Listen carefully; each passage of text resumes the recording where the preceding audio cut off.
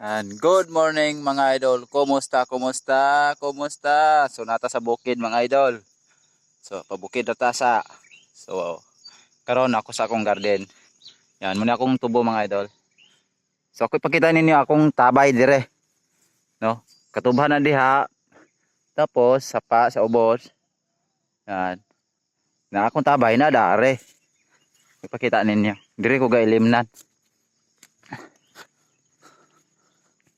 So mao na akong tabay.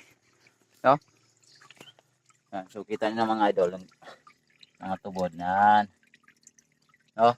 So mabawra na yung mga tagaliog. Inom ta. Mainom man siya. Dili ko gailimnan. Dili siya mabas rin mga idol. Bisa magtinginit.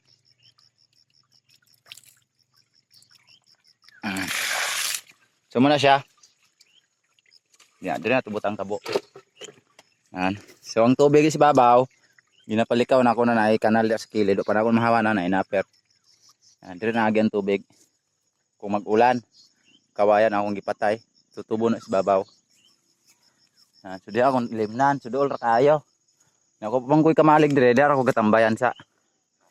Nan, di nga kahoy. So nara ko mga gamit di sa ko gatambayan. So pang ko kayo mong kamalig.